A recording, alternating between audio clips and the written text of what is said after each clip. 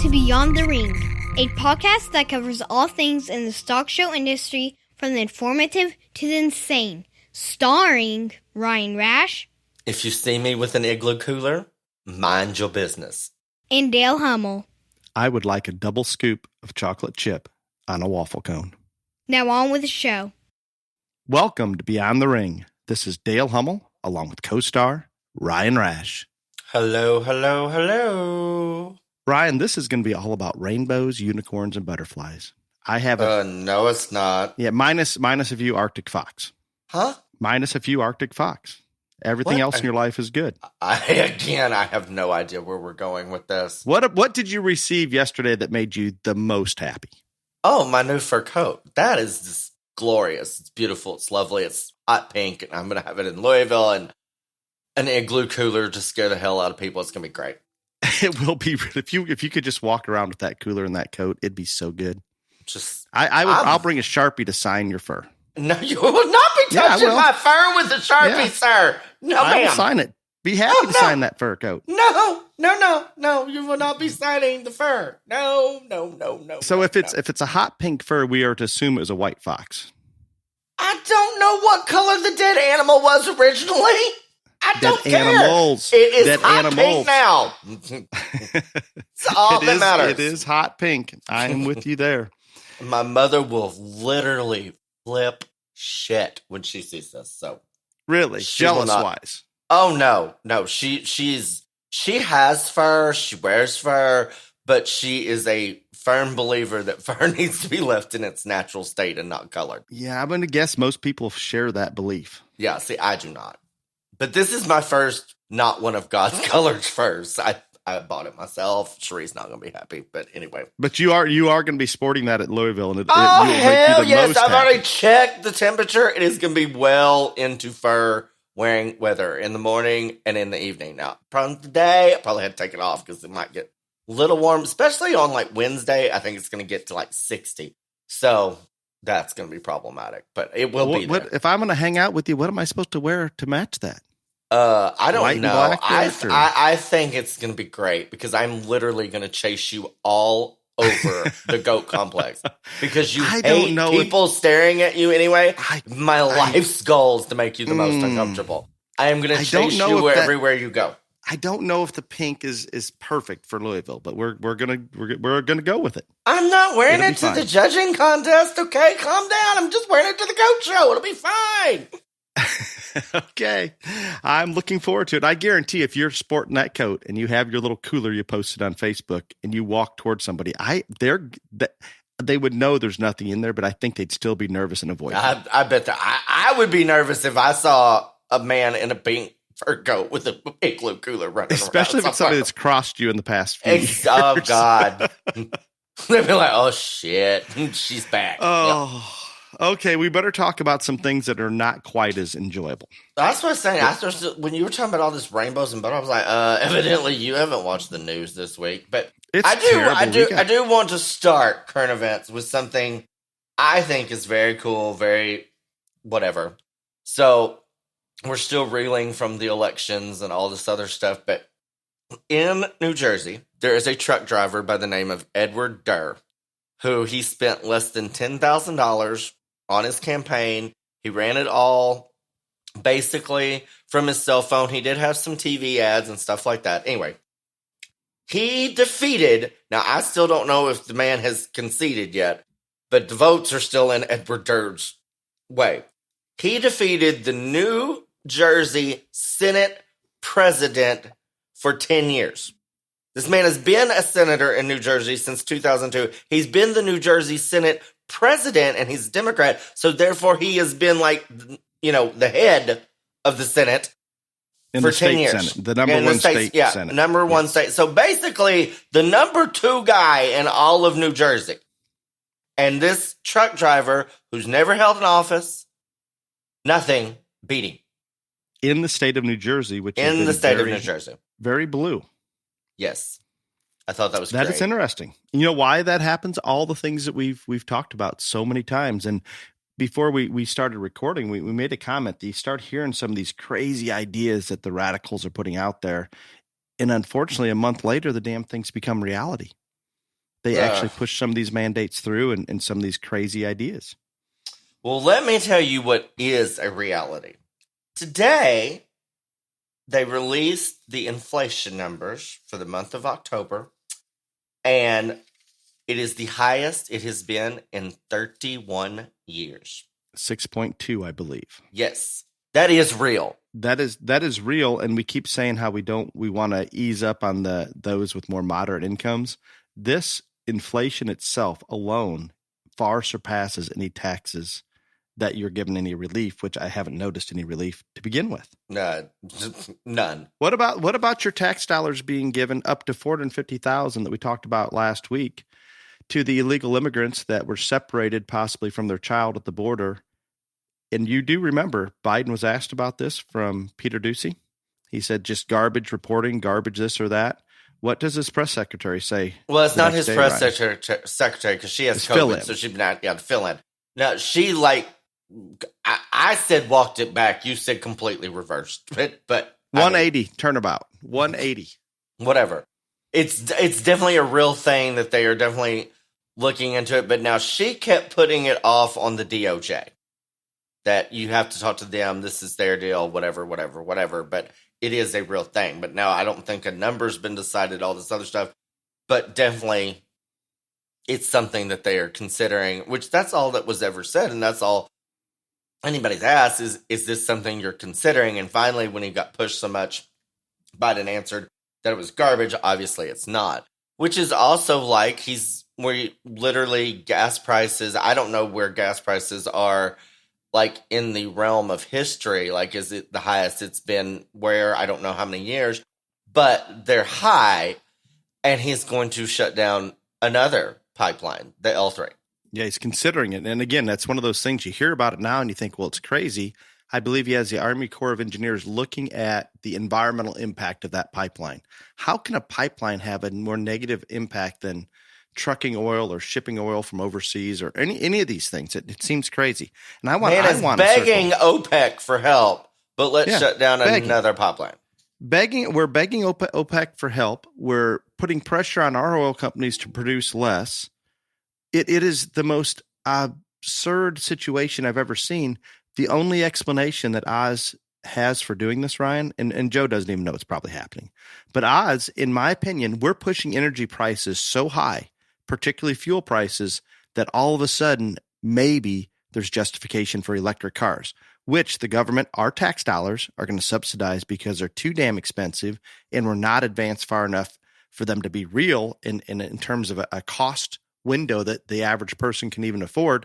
And then we put listen to the word free, charging stations all over the country. Guess what? That's going to cost money, though. Yeah, free means our tax dollars. That's the free part. But the whole thing, like, unbelievable. Do people not realize to put these charging stations in that cost money? All of that. And where does the energy come from to go through the charging station? We still have to generate the energy from something. That was my next point. Yeah, it's amazing. So when people think electric, they think, well, it's no impact at all. Well, no, that electricity comes from somewhere. Speaking of all of our tax dollars, I've got to go back to this $450K payout because Biden did come on and screamed at Peter Doocy that if you're separated legal or illegal from your child, you deserve monetary compensation. Screamed it twice. And I'm going to make a parallel here. This is no different. You're a U.S. citizen. And you've committed a crime, maybe a day, who knows when, you're walking down the street with your child and you get arrested for that crime. You're separated from your kid.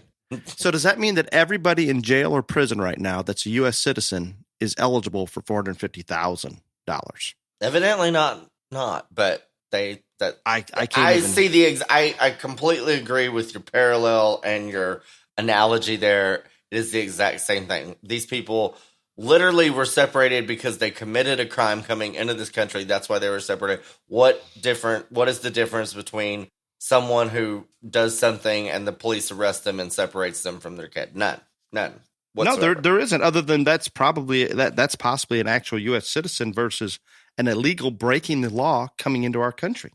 No, it's completely really gets me.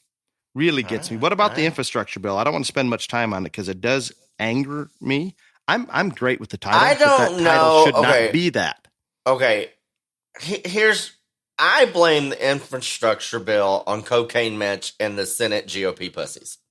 Because 13 of them. 13 no, of them. No, that was 13. No, sir, you're wrong. Senators, 13 Republican senators. No, you're wrong, Dale. 2 months ago, the Senate passed this. Yes, correct. 2 months ago. There was 13 Republican congressmen that voted with Pelosi and them to pass it the other day. See, I thought it was the other way around with 33 the other direction. But either way, Republicans jumped ship on it. And I understand, if it was truly an infrastructure bill, most people are going to vote for it, aren't they? But there were senators that did it, obviously, because it passed in the House. But they passed it 2 months ago. Yeah. They should have never done that, because that's the big hurdle. Passes, it's done. Exactly. So I blame Cocaine Mitch and the Senate GOP people. I'm with you on that one. I think it was approximately $1.8 trillion, and truly for roads and bridges and what we call true infrastructure, I believe it's something like $110 billion out of $1.8 trillion. That's not very much. How about Mayor Buttplug, the transportation secretary? He is so proud that he got this passed. Did you hear him say that if a bus carrying, I don't even remember the exact quote. It was so ludicrous. But anyway, the reason that we needed this bill, if there was a bus that was carrying people of color, etc., and the bridge wasn't high enough, that's racist. Did you hear this? I did not catch that. I am literally Googling this because it is. Oh my God! I heard something about bridges and roads separating the good part of town from the bad part of town. I did hear those things. Okay, maybe that's what it was. It was just like so. I am annoyed that he's the first openly gay man that ran for president anyway, but you should be embarrassed. I am embarrassed. I was the most embarrassed. I just cannot even. Basically, his claim is that highways designs in this country were racist, and the new infrastructure bill is going to fix that, and it will deconstruct the racism that built the roadways, the bridges, and that things were physically built into highways to increase the racial divide in this country. I'm going to guess that a lot of those things were built, and because it was a barrier or a physical marker, it just evolved as such. This man is insane. Is all you want to know? I'm out. I'm way, way, way out on that. There is something I can't, and I've got a couple more current event things, but there's one I've got to bring up, Ryan, and I haven't discussed it with you. Oh, great. What about the model U.S. ships being used as mock-ups in China? Lord, here we go again. Yeah, the detail implemented in the construction of these targets that China built replicas of our ships to make them look absolutely U.S. warships. This was not necessary, but rather nothing more than theatrics to determine just how far they can push the Biden administration. And guess what? Joe failed. What'd Joe say about it? I don't know what Joe said about it. Nothing. Zero. So China has surpassed the U.S. Navy now. They have the largest Navy. You might need to explain what happened. Let's back up a little bit. So obviously China's ramped up their Navy. They're ramped up every military possible action they can take, they're taking. And it's above and beyond what we've ever seen in the past. So when they start testing some of their new weapons, their missiles, they're trying to push us. They're pushing Taiwan. They're invading their airspace. All these things are happening to see what kind of response that we get from Joe. And so far, they're getting none. So when China gets no response whatsoever that we're going to push back, what do? They go a step further. So now it's almost a slap in the face that we're using mock U.S. warships in the middle of China test station to blow up, to use as target practice. It's incredible to me. Absolutely incredible. It looks like there was a panic in China here last week that they went to the grocery stores, bought everything off the shelves because the rumor was there's going to be severe shortages because of the Taiwan conflict. Like, there is going to be a conflict with Taiwan. And I think there will be if he continues, if China continues to push and push and push and we do nothing, why wouldn't they? Well, I don't think Biden's not going. I mean, let me rephrase this. Unless his hand is forced, Biden is not going to address the China issue. And he's just not. Like, he's too big of a wuss. I don't know. Or maybe he's getting paid off still. I have no idea. But he has proven, and every way that he has talked, that he is not going to address this. Like, I don't even know. Has he even committed to, like, help Taiwan? I mean, there's been general statements when pushed on it, but nothing out of his administration. Oz does not have this on the radar. I think China and Russia are going to continue. I think some other data came out that China is even beyond Russia on the amount of hackers their government is financing. And I hear of it every day, even on a local level, of things being hacked. And we always assume Russians, but I can guarantee it's coming just as strong from the Chinese. And I have a fear. And it's not a fear, it's a reality that China and Russia, I'm not saying they're best buddies, but I guarantee they understand the fact that if they team up just a little bit against the U.S., we're in trouble. And I think it's already happening. I'm not saying we're not from in every trouble, angle, whether it's hacking, cyber warfare, biowarfare, the hypersonic nuclear missile that China has. There's so many things that come into play that concerns me. I'm afraid in another 3 years of the Biden administration, if it's that bad already, where's it going to be by the time he's out of office? Well, speaking of him being out of office, and I know you have something else, but I do want to talk about the recent poll, and I know you don't believe in poll numbers, but the recent poll numbers have come up for Joe and the Ho, and I put this on Facebook, so some of y'all probably have seen it, but for Joe, 59% of the country disapprove with his performance. And this, I believe this was a CNN poll, by the way. And 37.8 approve. For Camel Toe, 27.8 approve, 51.2% disapprove. That means 21% don't even care to give a response on Camel Toe. Okay?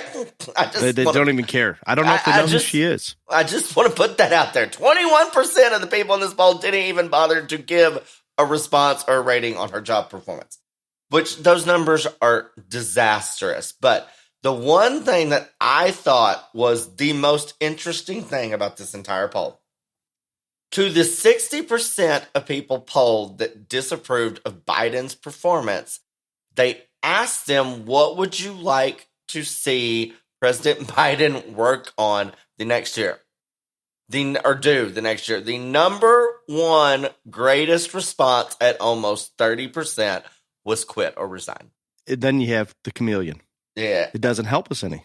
I stand by this. I don't think she would be as bad as he was because she would at least be concerned about getting reelected. There is no chance for him. But if she's a realist, she knows there's no chance of her getting elected. She's in France. She's repairing our country's nation's friendliness with our greatest and longest allies. She's fine. It's going to take her 2 weeks, though. They're very angry over the Australian submarine deal. It's going to take her 2 weeks to repair it, but she's going to get it all in check. And do you want to know what else she's doing while she's there? Oh, God, I opened another. Oh, I will tell you. This one's getting me a little bit. So she's there to repair the relationship with France because we stole the contract that France had with Australia for submarines because I don't know why we did. I'm sure Joe just forgot he wasn't supposed. Who knows? So she's there trying to repair that. While she's there, she's also going to assist and guide Libya to help secure their borders. And I am confident that we, the taxpayers, are likely to pay for this. So we're trying to secure Libya's border with our tax dollars, yet we have the tax dollars already spent on the wall construction and contracts that we broke and had to end up paying with our border still wide open in the South. There is such hypocrisy here, no logic. It's terrible. It's fine. No, I don't need to be securing Libya's border when we don't have a secure one ourselves. I do not. I don't think, I'm going to be real honest, I don't think they're going to get a handle on our border anytime soon. No, I don't. I think just like the driving up the energy / fuel prices, there's a reason for it. And I know this sounds conspiracy like, but I can't come up with any other justification. The same thing with our border. They want that mass immigration, illegal mass immigration, because they've done everything possible to allow it. Just like they've done everything possible on the fuel, driving up fuel prices to help. There's a long-term agenda here. And I'll tell you what, if we let it happen, it's going to be terrible. I don't understand what your conspiracy theory about they want more people to cross the border is. I just think I can't wrap my head around that they would actually do that. But I believe it to be true at this point. And I believe they want high fuel prices. I believe a lot of the things that are happening, Oz is doing it intentionally. And that's what's hard for me to wrap my head around, that anybody could do things like that intentionally. Yeah. Well, how about the hypocrisy from Miss Pelosi out in California? Oh, I'm so glad you brought that up because I almost forgot. Yeah, have at it. You love Pelosi. Oh, I think she's got a pink fur coat too. She does not. Oh.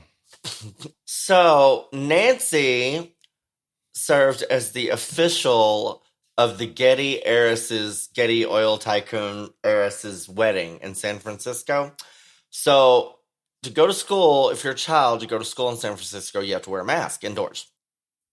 Now, San Francisco has bounced all around on their COVID thing, but the latest thing when this wedding happened this past weekend is that for religious ceremonies, which a wedding constitutes, is in that, people under 100 in attendance that can all prove that they have been vaccinated do not have to wear a mask. So let me go over that again.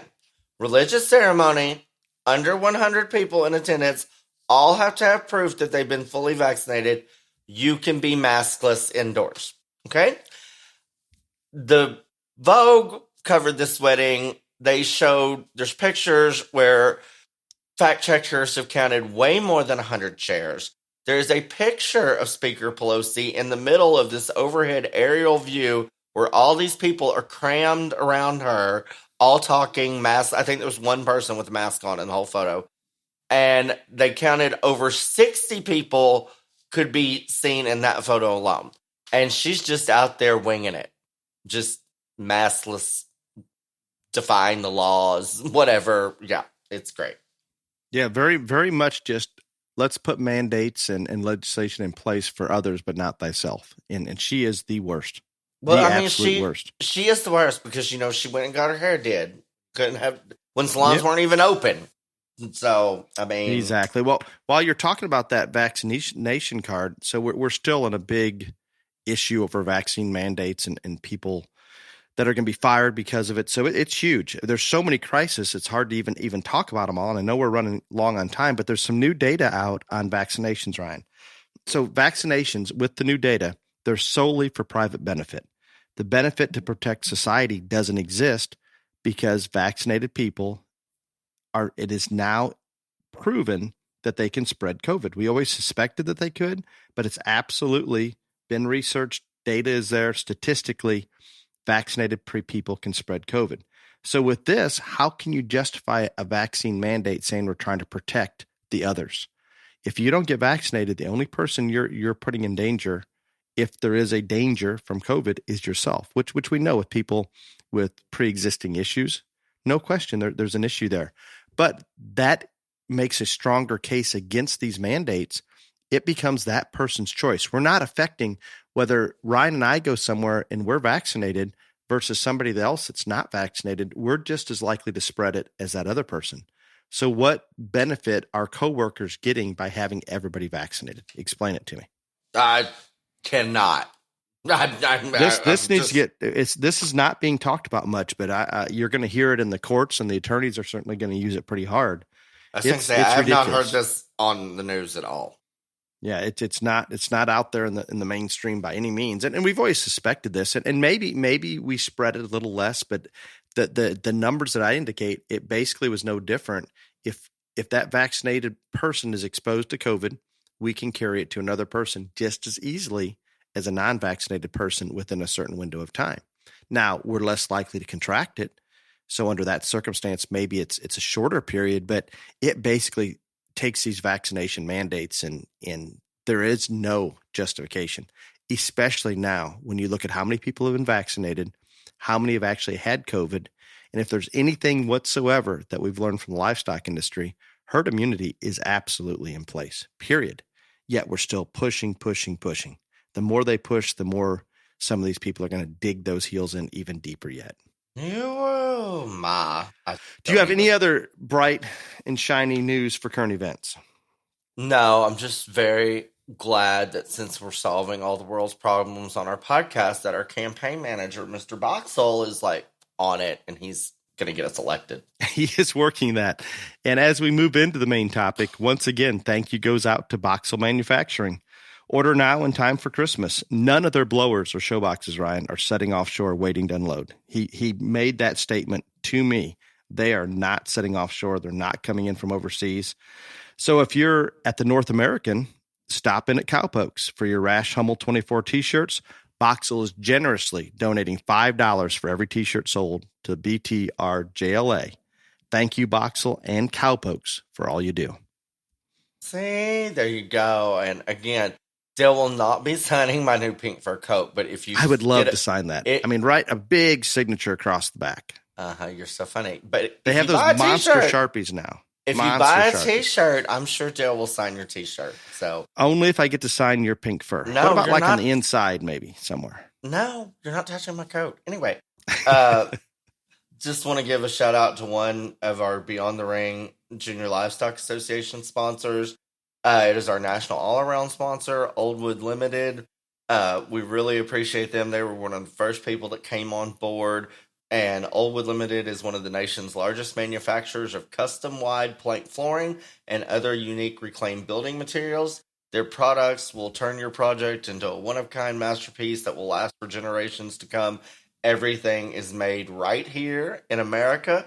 So support Oldwood Limited. You can go to their website at www.oldwoodltd.com.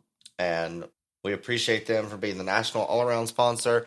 And I just want to give a quick shout out to the state of Idaho for becoming the first state to have a all-species full awards program in the BTRJLA. And I'm going to be honest with you, if you would have told me that it was going to be Idaho was the first, I probably wouldn't have believed it.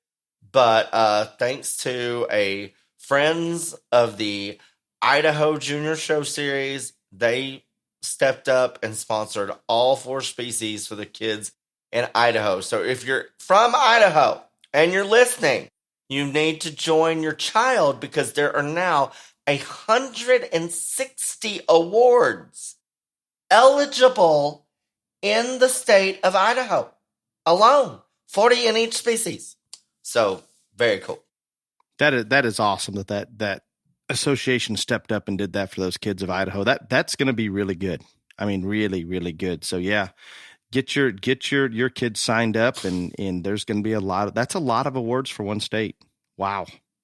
Mm-hmm. Dale's now having a panic attack. He just realized the number. I just did the math on how much those awards cost, but I think we'll be okay. We'll be fine. We'll survive it. Well, Ryan sent me a great topic list last week. We're good, Ryan. We're good for the rest of the year. That was the best one. No, we were good for the rest of the year before I sent this. You just do not want to do my topics. And I am going to fix this, by the way. You don't know. There are some that I veto. This. You're right. You're right. No, I'm going to fix this. I'm going to list all the topics I have on my Facebook, and I'm going to ask people to vote. Oh, my. So that way you can't not have them. I approved. You sent like 10 of them. I like all 10 this time. Every one of them. Uh-huh. Partially because they're a little bit vague and you really don't even know what some of them are about, but you can take them in a direction that'd be really good. Today, we're talking about Handshake 101. We're going to talk about everything Handshake, including how COVID's impact such. Yeah. Ryan, tell us where you wanted to go with this one. Well, I was judging a show in Washington last weekend. And again, I guess things like this just don't faze me as much, but I was out there judging and we're in showmanship and went through and talked to every kid, whether they made the cut or not. And one of the people that was working the ring, I could not believe the number of kids that are not coming up and shaking your hand after this is over.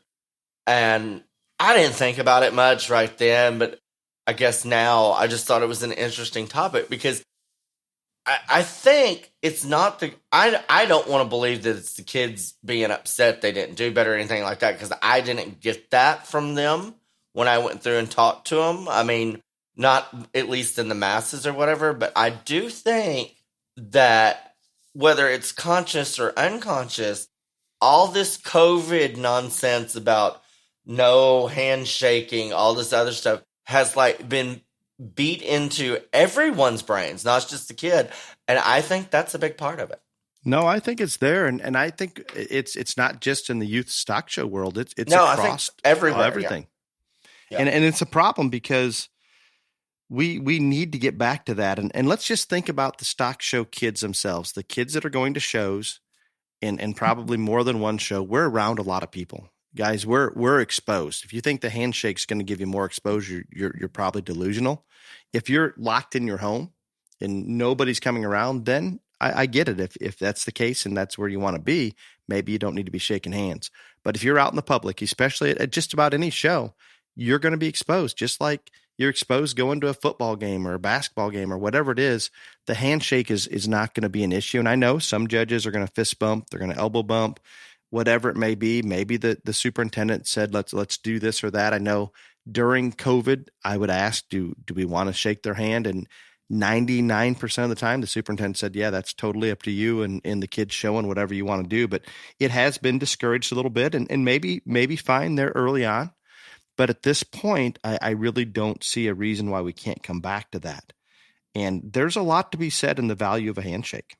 I need to bring something up because this has bothered me for quite a long time. And again, I'm going to get hate mail and this is going to offend a bunch of people. Some of them are my friends, by the way, and that's fine if they whatever. But like, don't fist bump. Don't elbow. Definitely don't elbow bump. That is the stupidest thing I've ever seen in my life. Only people like Joe Biden do that. Don't do that. Do not.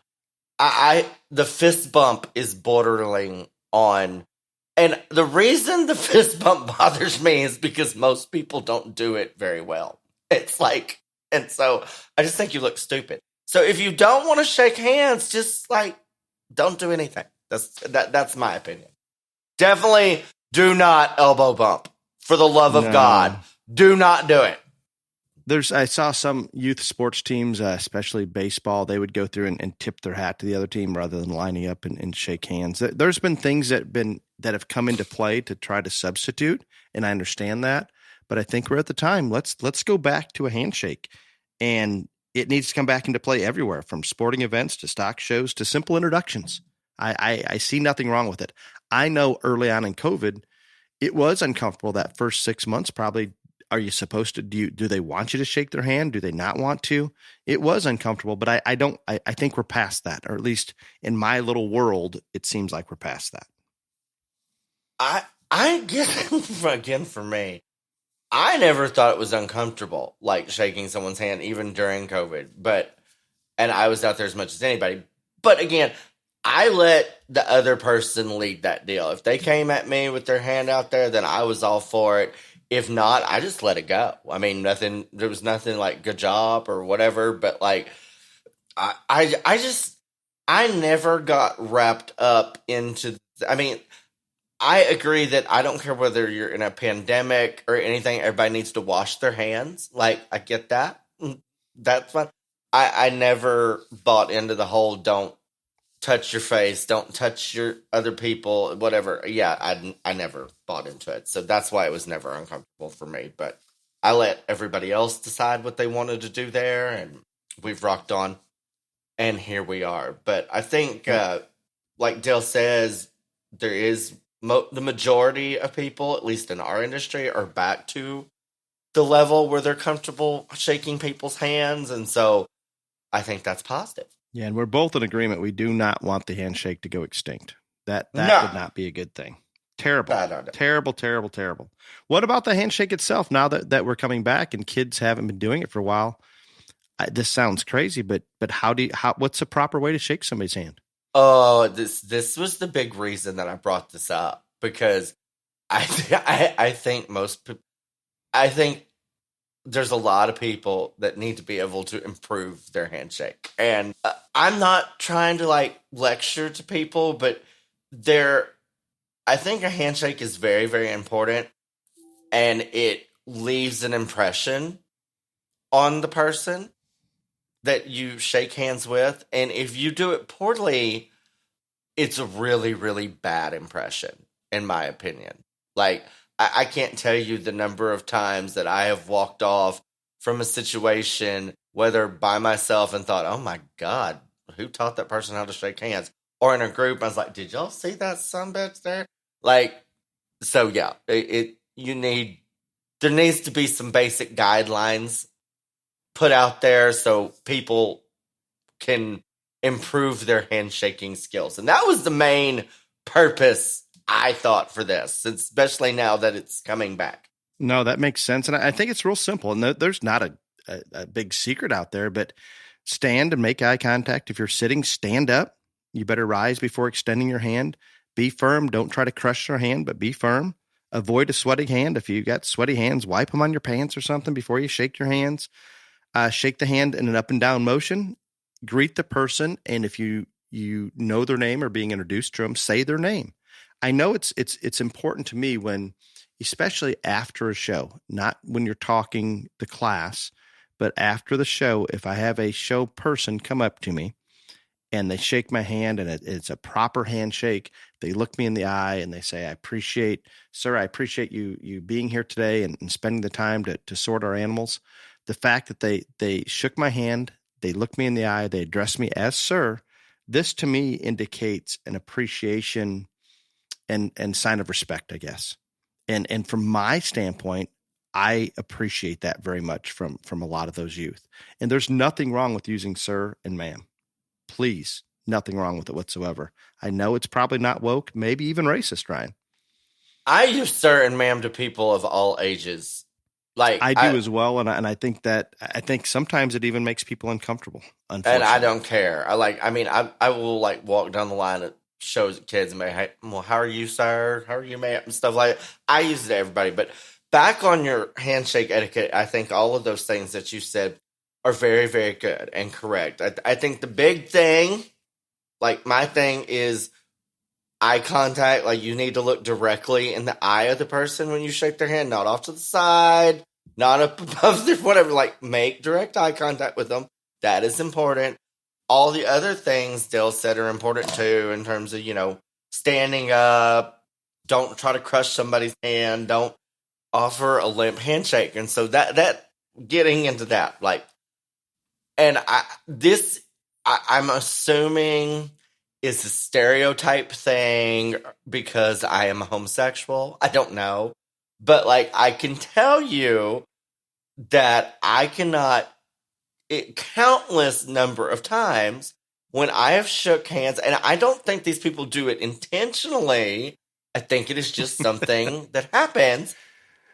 They do not want to give me a very firm handshake because I guess they think I'm some delicate flower. I think they're afraid they're going to hurt you. And they're going to crush me. Yes. If you're in Louisville in a pink fur, they're going to think they're going to harm you. Now, if you're in Louisville with a pink fur and a cooler with a rattlesnake, no one is going to come shake my hand with the cooler. But they're going to run. And again, it's happened so much I don't get offended because I do think that it is that way. Like, they just think that, like, oh, delicate little man here, which is going to be whatever.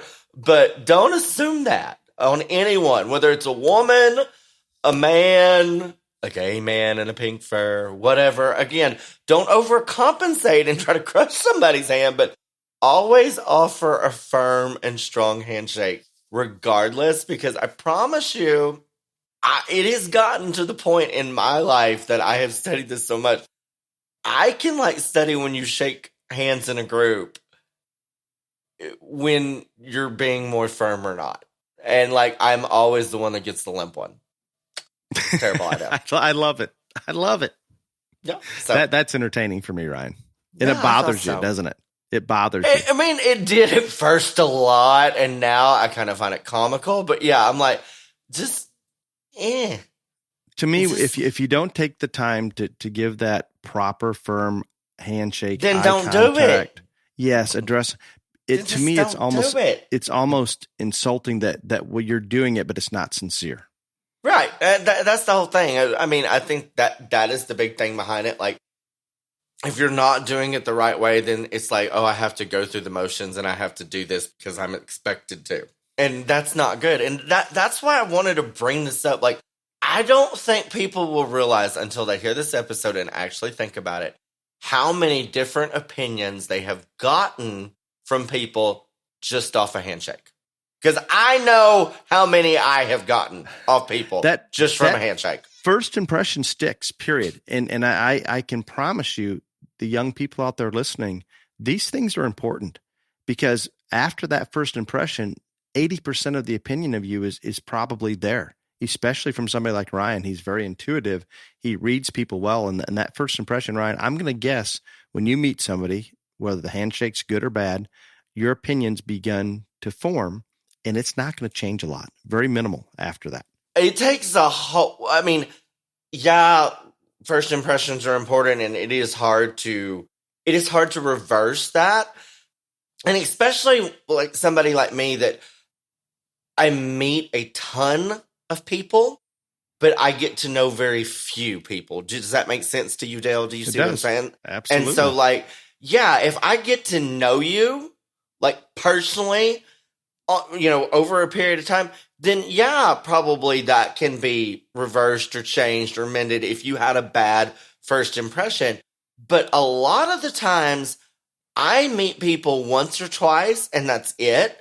And this may be over, a year, 6 months, etc. So and there is nothing more than, hi, how are you? Or like a couple seconds of conversation. So it is very difficult to change those impressions that you give. And a handshake is something that makes a big impression. And I am not alone in this. There's going to be more times in all of you listening's lives that your impression is going to be based more on something like a handshake or how you presented yourself in terms of body language and stuff like that, way more than anything that ever came out of your mouth. And so that's why this is important. It is. Everything is important. We talk about what this industry, the stock show industry, does and how we're making better kids and hopefully better preparing them for adulthood. This is all part of it. Absolutely part of it. Just like it is when you go in the ring to be professional. All of those things, everything we do, if we're doing it for the right reason, is absolutely important. And that makes the total better. It makes those kids better prepared to succeed in life. And this is part of it. I'm going to take it another direction here. And we've talked about this before, and I think Ryan and I somewhat agree on it. So when we go to these shows, and Ryan talked about there wasn't a lot of handshakes maybe at the last show that he judged, I know it's a trend right now, and it has been for a while, to shake the judge's hand as the judge finishes talking about your animal. Nothing wrong with that. That's showing that respect and things like that. However, if you have an animal that's not cooperative, particularly some of the goats, maybe even some of the calves, to get out of a line over to where the judge's microphone is, especially if it's a wired microphone, sometimes is challenging. And by the time we get there, we're maybe just overextending our hand to barely reach out to get to the judge. It's difficult to give that proper handshake at that point. And it's maybe even a little bit difficult for the judge because they're on the microphone describing the next animal. So I'm not opposed to this. The first time I ever encountered this was in California many, many years ago, and it hit me hard. I was very impressed with it. In hindsight and over the years, I think in some cases, and I'm sure some judges would agree with this and some won't, so I'm going to get some hate mail here, Ryan. But if I have 5 animals out there that I'm discussing in an ideal situation for me personally, not for everybody else, I'm not saying do this at every show, I would prefer all 5 of those individuals stayed in the ring. I'll discuss those 5. I'll bounce back and forth, maybe comparing the third one to something I liked in the class winner. And I think those in the audience can better follow when this happens. And once I'm done talking those 5, I can then meet them halfway or go to them and actually give them a proper handshake. And I am more focused. I think they're not rushed trying to get the animal over to me and out the ring. I think it just works better. It flows better. all of those things. And in an ideal situation, if I don't get to shake your hand during the show under that situation, it is very much appreciated. And I don't see this near as much now, partially because we're shaking the hand in the ring of the judge. But after the show, Ryan, you tell me more recently, I have fewer kids come up to me than I did maybe 10 years ago and shake my hand afterwards. And I think part of it is because we're doing more in the ring. But when they come up afterwards and make a sincere effort to seek me out, I know at the backdrop they're saying thank you, things like that. But let's say some young person was 7th in class and they didn't get to the backdrop. They didn't have contact with me immediately after the show, but they sought me out, came up to me, introduced themselves, shook my hand, eye contact, everything was right, and basically thanked me for being there today and evaluating their animal. That goes a long way with me. I'll probably remember that individual, much more likely to remember them than somebody else. I agree with what you said on that last part completely. I think that the whole handshaking in the ring, of course, COVID kind of squashed all that. But before COVID, we were at a point that like a lot of judges were very annoyed at it happening and when it happened. And I think we had talked about it before. I don't even know. But I see this differently because when I give reasons, my back is always to the kids because I'm addressing the audience. And so I don't get it quite as much as when you get done with your animal, they walk right up to you and shake your hand, etc. Because most judges are looking at the kid or the animal while they're talking it. So I don't get that as much.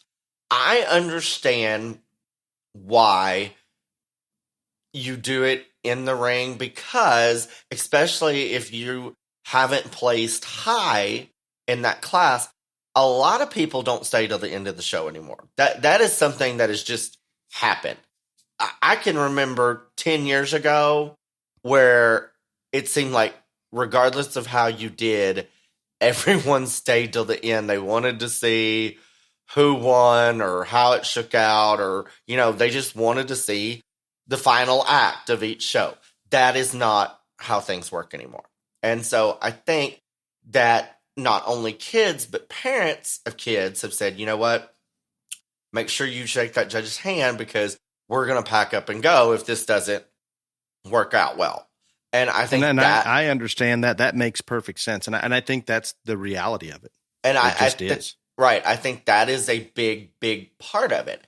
And again, I'm not faulting anybody for that. Life has just gotten busier for everyone. And so I think that is a big part of why people pack up and go home. A lot of it is that people are if it's a Saturday, they're on to the next show on Sunday. I understand it. I think that it is distracting for a judge if they're concentrating on their reasons, trying to explain accurately, why they were sorted the way they are. Kid walks up, because part of a handshake is always saying something to that person. And so that kid walks up to you, shakes your hand, you want to say thank you or good job or whatever, and then you have to go back to what you were doing. I get all of that. I think what Dale said about waiting till the judge is done on the mic and then coming up shaking the hand, I think that's a great idea. I think that is very good way to handle it. I think at a lot of the shows, the ringmen are ushering the kids that have already been talked and their animals out. So that creates a problem sometimes for that. I am someone, especially if it's a kid, I have no problem because there is always gonna be some down moments in between classes and stuff like that. I have no problem if a kid comes up to me or motions to me at the ring while we're waiting on the next class and they put their animal up, they're fixing to leave. They walk up, they said, hey, I just want to thank you for, coming here to Judge Day. I think that's a good time to do it. A lot of people won't, but I get that a lot, and it does not bother me because it's not interrupting the flow of what's happening in the ring during reasons. If you're in a down moment, there's lots of shows that take breaks, whether it's a lunch break or, a break in between breeding and market, stuff like that. There's times that you can find to go up and show your appreciation and make that impression on that person there. So I would also say, seek those opportunities out if they come, because I don't think anybody is going to be upset that you're trying to leave the show early. You've done, exhibited your animals, etc. But I also understand wanting to make that impression, wanting to show your appreciation to that person. So I would just say, try to seek out the best opportune time. And again, I think if you're still in the ring when the judge is done talking to class, that is the best time.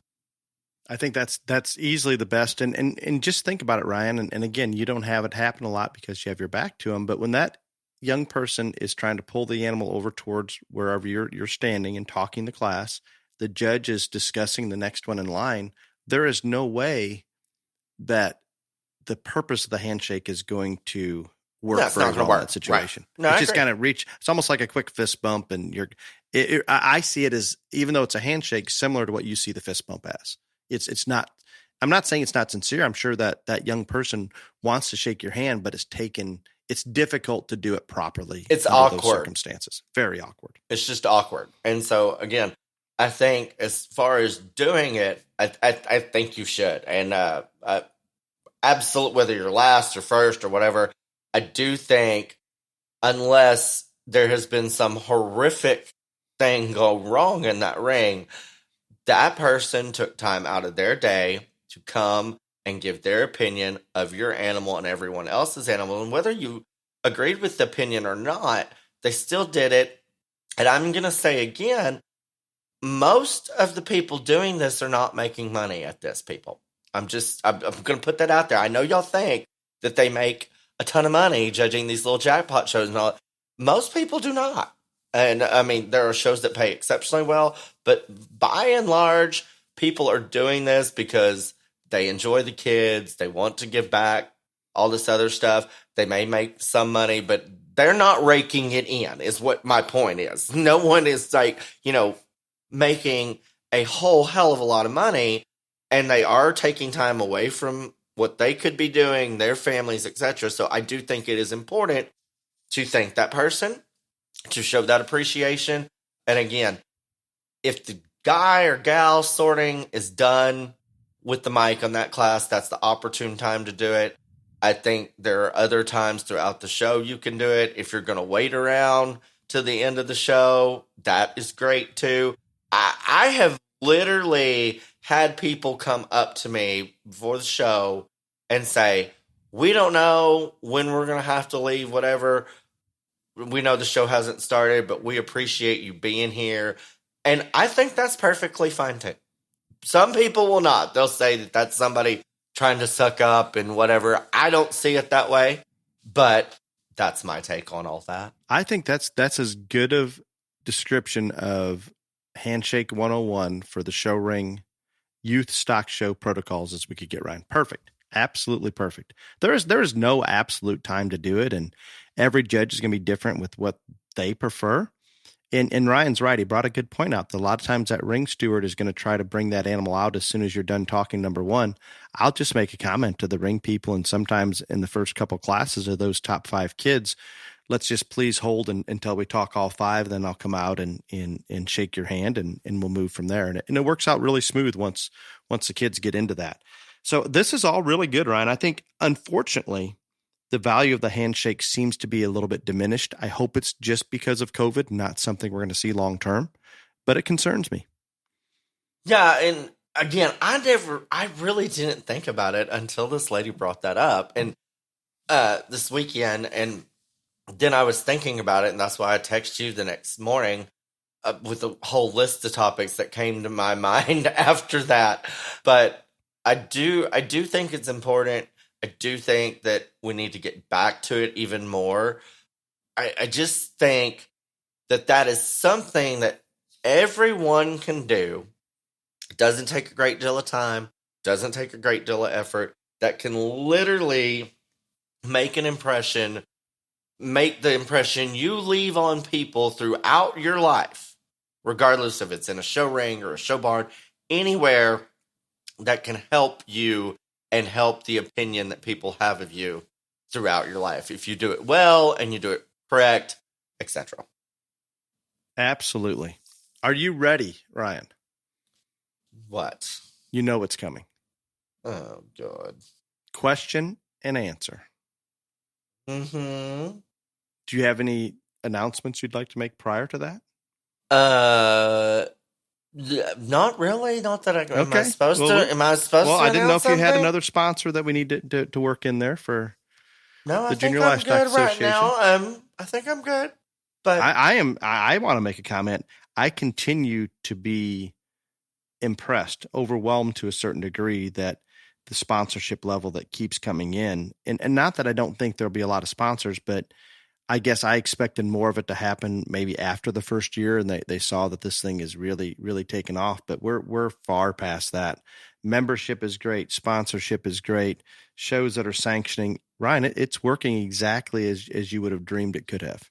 See, if y'all just all listened to me, the world would be a better place. But no, exactly. It is really, really cool. And again, we're kind of 1st of November and we don't start till January 1st, but I just think it is so cool. And like, we got even more shows, the number of shows that have sanctioned like that January 1st and 2nd weekend. And again, that's not a real popular time for shows. People are celebrating New Year's Eve. A lot of the states, it's too cold and the weather's too terrible to have a great deal of massive shows. If you could see the numbers of the sanctioned shows in the summer months, it is just so cool. And again, I know people, we've had so many people sign up, and I can tell you every day, like people that I text or snap or whatever, I get one, well, we haven't signed so-and-so up yet, but we are. And I mean, again, points don't even start till January 1st. The sponsorship has been unbelievable. Literally right before we came on here to record, I think there's going to be another huge deal sponsorship come open here in the next probably day. If all of this goes through, that's going to change a lot of things on the national, regional, and state level for, and so that's going to be great if that happens. But just really, really cool. The one thing, I'm glad that you brought this up. The one thing that I do want to say about sponsorship is I realize to sponsor on a state and national and regional level at the big things for the species and, top 10 jackets, all that, that's a lot of money and not everybody can do that. There are also going to be a gazillion awards. Like right now, as of right now today, I want everybody to know that we are going to give out 1,300 awards next year. Right now, 1,300. I don't expect all 1,300 of those to be sponsored by any means, but we do have buckles and banners on the national and regional and state level that you can sponsor if you just want to help us out in a small way that is not a huge, ginormous financial contribution. And you can do that because I've had people ask that. They're like, I can't give that much money. I know, we get that. It is small donations that make the world go round. So don't think that there is not something for everyone to sponsor if you want to. Excellent. Thank you, Ryan. The first question comes from Walter. Mr. Hummel and Mr. Rash, I enjoy your podcast, although I listen to it in binges when traveling. Anyway, I have a topic/question I wish you guys would address. To help set this up, I have been involved in junior stock shows for 40 plus years, from county shows to state to regional shows. Why do a lot of high-profile judges fail to return your call, email, or text when trying to hire a judge? Many will say they need to check their calendar, which I understand, but after that initial contact, will just simply fail to provide you a reply or answer any attempt to contact them. I really don't mind getting told they can't come, but I'm still waiting for judges to return my contact information or contract information if they can or cannot judge the show from years ago. Some are really great at following up with you. I'm just saying that this is frustrating for show managers and the issue is fairly widespread. I agree. I think he's correct. And doing it from, in terms of the fact that when my mother was having several shows there towards, she would get me to help contact judges and stuff like that. And I completely understand when you call, check the calendar, come back. But I do think that there was a lot of times that, and not just me, other shows, that they would have to follow up and call or text again and stuff like that. I'm not going to say that I am perfect about it. I am not. I try to be as good as I possibly can be. And again, I get texts and calls and Facebook messages and Instagram messages all the time. I try my best to answer every single one, but I'm sure I fall short. I'm not going to say that I'm perfect at it, but I do make a very deliberate effort. But I agree that it is something that we could all, and I'll include myself, be better at. And in terms of the fact they call and ask you to judge that show, if you know right then that you can't do it, and that's one thing I feel bad, because if I get a text or whatever and look it up right away that I can't do it, I hate responding right back that, and I think this is part of why this is a problem. I hate writing right back and say, unfortunately, I am already booked. And so right now, because somewhere else. And so like, I'll put, I'm in, such and such city and state that date, whatever, because I just don't want people to think he just doesn't want to judge our show. And so I think that's part of it. Like, I think a lot of times people do have to check their calendars, but there is a lot of time where people just don't like to say no. It's difficult for some people. And so I get it. I think we could all be better, including myself. I am with you 100% on that. I feel bad about saying no. And when I get asked to do shows into 2022, I have a hard time committing to those dates because of our family businesses. I never know what situation is going to occur that may require me to be here versus somewhere away. So it makes it more difficult. But I am guilty, Ryan, of exactly what Walter is talking about on occasion. And I blame it primarily on my distraction issues, which you would understand better than anybody. Yes. When I get that call or that message, I intend to return that as soon as I get back into the office or have a chance to check my calendar. Because I get busy with other things and distracted, by the time I get to the office, that text is 20 texts down, and I don't go all the way down there and notice it, and I've forgotten about it. The good thing is a lot of those shows the next day or two will shoot me a reminder, hey, did you get a chance to look at that? And I am going to tell everybody right now, whether you're dealing with me in one of our businesses or trying to get a hold of me to judge a show, I am never offended by somebody texting me and saying, hey, dumbass, you forgot to respond to me. I live off of reminders. I wish I didn't. I wish I was more organized. I wish I was less distracted, but I'm just not. So I am perfectly fine with those kind of reminders. Question 2. This one's easy, Ryan. I can almost do this one for you. Oh, good. This person, to the next two, wanted to stay anonymous. What is your opinion? What is your opinion on water-only shows or non-fitting shows? Pretty short question. Yeah, that is a short question. I am obviously, if you've seen me, I'm a full fit kind of person in my own personal life. And so I like full fit shows. I think it is a part of the process that every kid needs to experience.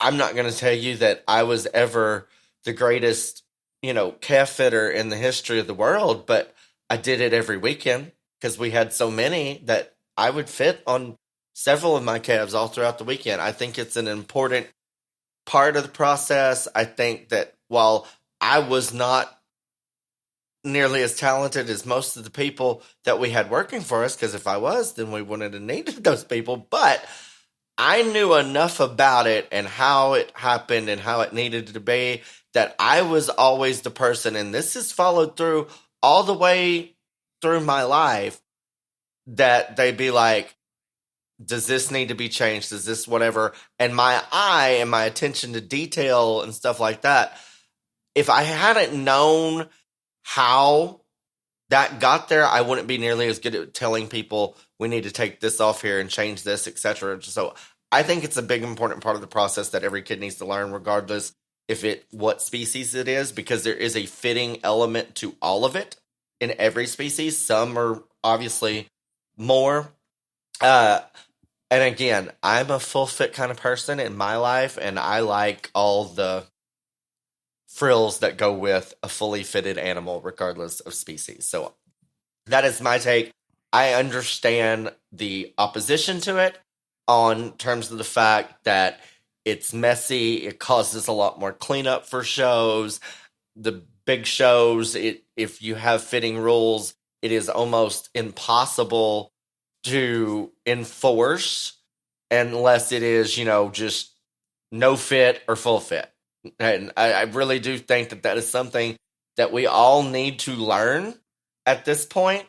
It is very, very hard, and I do know that some shows do it. Like Dale said, the American Royal did a very good job of enforcing in the goat show, no fake hair on the goats. I would say by and large that it is very difficult to enforce a specific set of fitting rules at a show other than no fit or full fit. And I think that's really good, Ryan, especially your explanation on your explanation on you can tell them what you'd like to change. I am the master at explaining how I want it to look and the worst at getting it to look that way. I can tell our manager, our other employees, this is what I want. Good luck getting to that point. But I think it is an important part. I think it's all good. I'm not saying there's days that whether it's cattle or goats or whatever it may be, that the exhibitors at a smaller jackpot show may get together and say, hey, do you want to do a non-fit today? And they all agree on it. That's great. I'm okay with that, especially if it's hot or you've got another show to go to. There's a lot of reasons to justify it, but it is part of the process. And I see both sides of it. No question. Our third question, again, anonymous. Hi, Dale. I don't like these anonymous ones. The last one was fine. By and large, I don't like these anonymous ones. I in full disclosure, Ryan, I had a question on here I crossed out. Oh, thank you.